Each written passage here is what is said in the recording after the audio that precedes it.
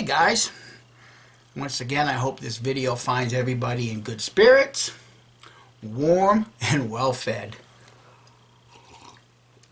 Gotta finish off the coffee.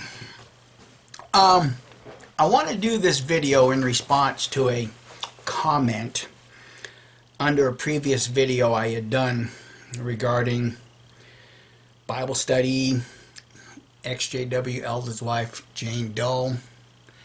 Because underneath the comment section, somebody made a comment that Jane Doe and I, we don't know the Bible. So what I'm going to do is I'm going to take a few moments here to help newer ones to this channel, those leaving Watchtower, to appreciate that there are a handful of us that are studying, are researching, and are seeing things from a much different perspective. Perhaps from the perspective that Watchtower doesn't want you to learn about this book that they call the Holy Word of God. You know, in the whole concept of Christianity, there's a phrase that seems to be used quite a bit without really understanding the concept of it. And it's, you gotta have faith. Watchtower uses it not so much in the words of you gotta have faith, but they'll use it in a roundabout way. If you can all recall, Garrett Loesch once said, "We're not infallible, we're not perfect. Do you trust the faithful slave? Jesus does." Basically what they're saying is have faith. You just gotta have faith. Gotta have faith that Jesus chose them to be the way, to help lead you to eternal salvation.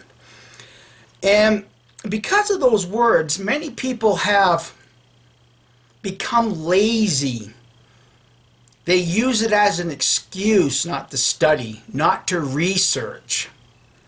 So all you got to do is have faith. Well, right now, faith is a lazy man's excuse for not studying and not researching.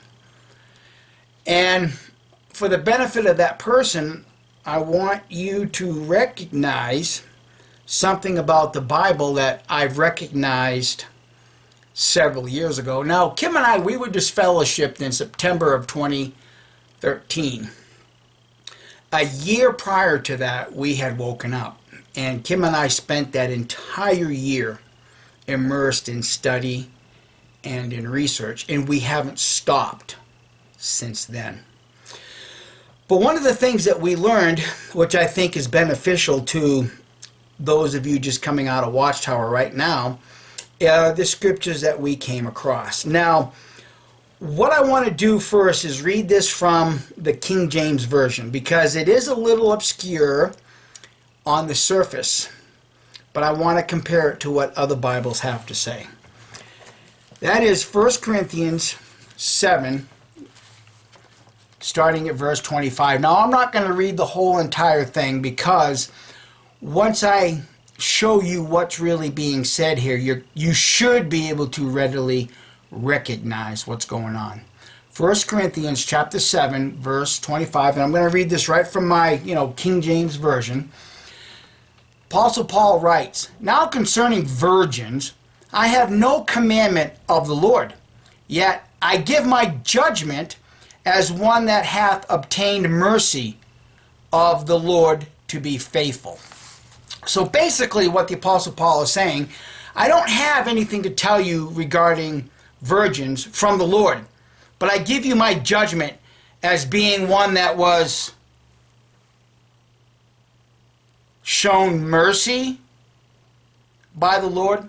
How is that any different than somebody saying, "I had a vision of the Lord, follow me, because Jesus showed me the way"? Do you trust the faithful slave? Jesus does. We're not infallible. We are imperfect, but do you trust us? It's the same concept. Let's go build a community in Guyana because Jesus showed me the way. But let's go back to I want to go over to verse 40, because here again, it's Paul's going blah, blah, blah. Trust me what I say, because I was shown mercy by the Lord. I was converted by the Lord. But notice what he says after he speaks about this whole virgin thing in verse 40. She is happier if she so abide. In other words, remain a virgin, because as a virgin you can do more work for the Lord. So he goes, starting over, but she is happier if she so abide after my judgment. And I think also that I have the Spirit of God. What does Paul mean when he says, and I think also? Aren't you convinced? I mean, after all, verse 25, you start off by saying, I give my judgment as one that hath obtained mercy of the Lord to be faithful. But over here you say at the end of the chapter, after my judgment, and I think also that I have the Spirit of God. Think about what's being said here, friends. I think. Those are not words of conviction. Those are not words of absolutism. I think also that I have the Spirit of God. You should be convinced that you have the Spirit of God. See, it's the same thing. Do you trust the faithful slave? Well, Jesus does. So you end up following a man's judgment. But it becomes even more clear when you use a different version of the Bible. Now, I don't use this very often. This is my Holloman Standard Bible. So I'm going to read the same scriptures from 1 Corinthians chapter 7, starting with verse 25. About virgins, I have no command from the Lord, but I do give an opinion as one who by the Lord's mercy is trustworthy. Do you trust the faithful slave? Jesus does. Do you see what's happening here, friends? It's the same cult manipulation. It's based on an opinion. Trust my opinion because I was saved by Jesus. Verse 40. But she is happier if she remains as she is, in my opinion.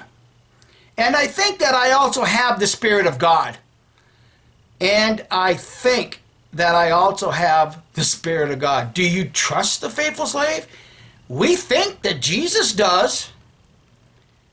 Friends, it's just this simple. I give my opinion. Opinions are not the Word of God. This is the word of the Apostle Paul, who thinks he's been saved by Jesus, who thinks he has the Spirit of God. I want to read something from the forward, from, God's Word. God's Word.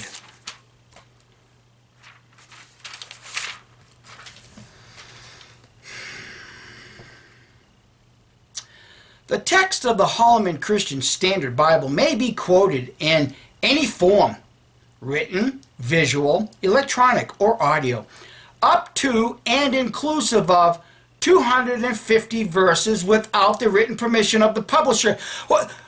So now you're going to tell me how many words in God's Word I can use? How many words I can quote from God? Is this what you're telling me? You can only quote up to 250 verses from God's Word. Do you see how controlling this cult of Christianity can be? Well, it's just an opinion, but my opinion's trustworthy. Show me, friends, in any sense of the word, where an opinion becomes fact. You see, for those that think we don't know what we're doing with the Bible, we know full well what we're doing. Facts are not opinions. Facts are facts. Apostle Paul says, I have nothing to share with you about virgins, but I give you my opinion. You women sit down, shut up, learn in silence, because I do not permit a woman to teach. You are not permitted to quote more than 250 verses from the Holloman Bible. This is God's word. I thought all the words in any one of these Bibles is going to gain me eternal salvation. But yet you're limiting what I can use. It's not the word of God. Now, when you think about what Paul is saying and how Christian religions, especially the Watchtown Bible Crap Society, pushes it, their opinions are not to be challenged. Their opinions are not to be challenged, right? I mean, after all, if you challenge one of their opinions, they're going to deplatform you right out of the congregation. They're going to make it so that your family members can't even talk to you. Hell, they're even going to make it so that you're afraid to make eye contact with somebody who challenges their opinion. Why? Well, because they're afraid that, if you make eye contact with an apostate, you might just get a warm greeting smile. You see how dangerous this is, friends? 2 Corinthians 8:10. I want to read this from the New World Trash Translation, because you Jehovah's Witnesses just waking up will resonate with this. 2 Corinthians 8, verse 10. And in this I render an opinion. But you guys take Paul's opinions as facts. You women sit down, shut up, learn in silence. I do not permit a woman to teach. You take an opinion as a fact. Why? Well, Jesus trusts the faithful slave. Don't you? But then Paul says, I think I have the Spirit of God. Opinions. Now, how many other scriptures that were written by Paul are just that? Opinions. But they're not pre-qualified first like he does here in the book of Corinthians. How many more? Well, you can't begin to even look for those unless you change your mind a little bit and start reading the Bible from the perspective that it is not the inspired word of God. In this case, it's the inspired opinion of the Apostle Paul. Kim and I, a while back, and actually we've done this twice. This will be the third time that we've shared this scripture. The Watchtown Bible Tract Society exerts a tremendous amount of control over its members. And one of the scriptures that they use to do this is 1 Corinthians 15:33. I think most Jehovah's Witnesses can quote that without even having to think about it. What? Do you not know that bad associations spoil useful habits? We all know that. And in fact, on occasion, Watchtower has even used that scripture to warn its members that that bad association can also come from within the Christian congregation of Jehovah's Witnesses. I know, because I've had that thrown at me regarding some other questionable associates within the organization. Those that might stand up and challenge an opinion. But it's really this simple, friends. If you don't use the word faith as an excuse to not study and research. This was a big eye-opener for me, and Kim also, because a very dear friend of mine gave me this archaeological study Bible. And it just so happened to be that I was given this from an atheist, because his mother was a Christian. She passed away, and he knew that I was studying and researching the Bible, and I still professed to be a Christian because we were just waking up. So he gifted this to me.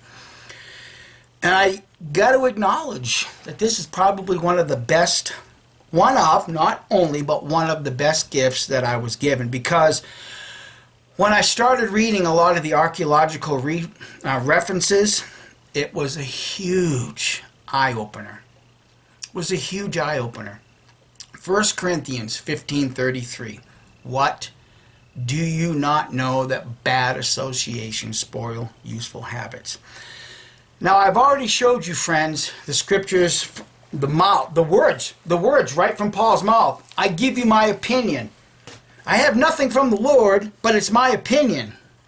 Once again, how many other words in this book are just opinions, but not pre-qualified as opinions? That's what you need to study and research. 1 Corinthians 15:33. When I read this scripture, I looked at the footnote that was associated with this particular scripture. And the footnote says this, 1 Corinthians 15:33. Now this is what it writes, what's written here in the NIV Bible. Yes. It says, do not be misled. Bad company corrupts good character. Okay? Now there's a footnote there you want to go and read.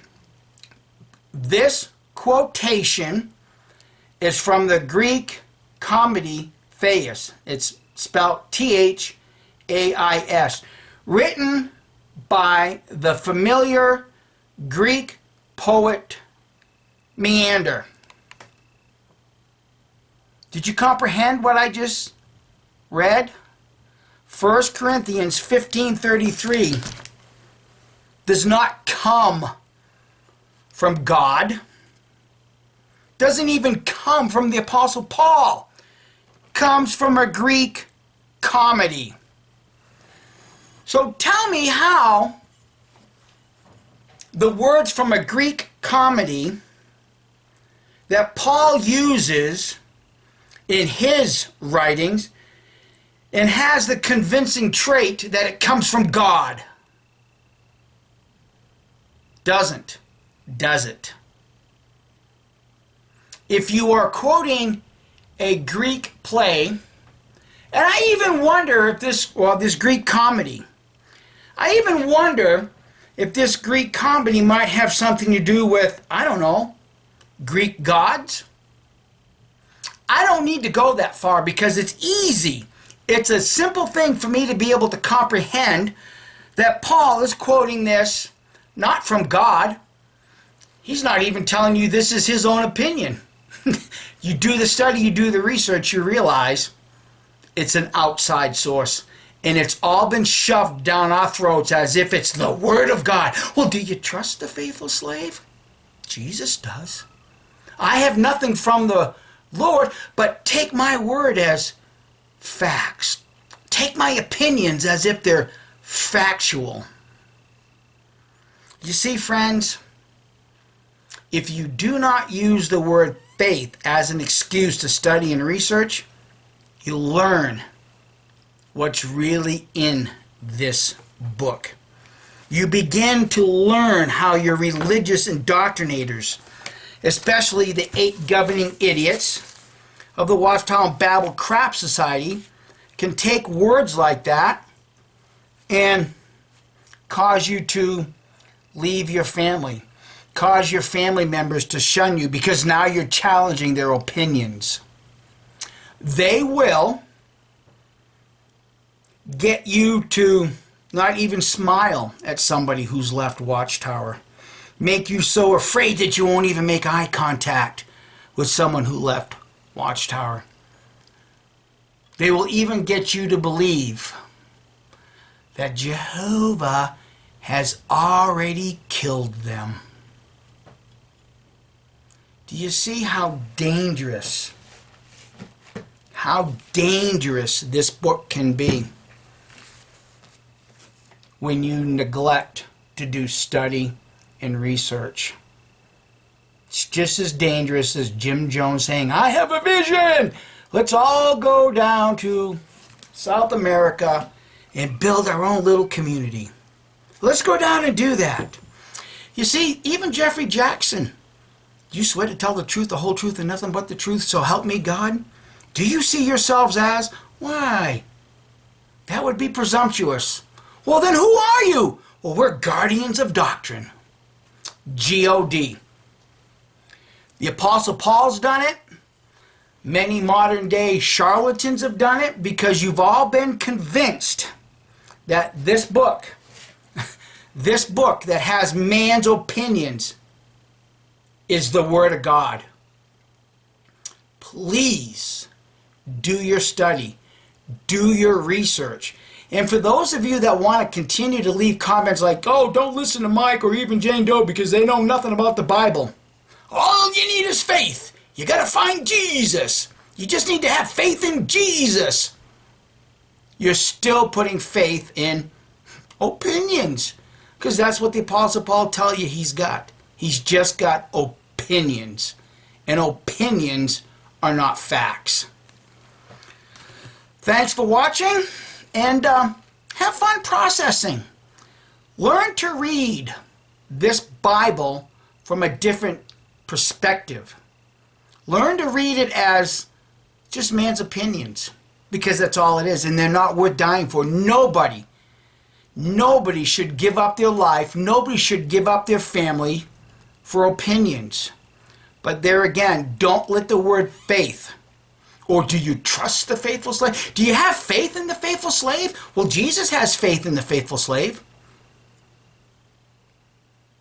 Do your research, and don't let the word faith and trust be a lazy excuse for not studying and researching. Bye.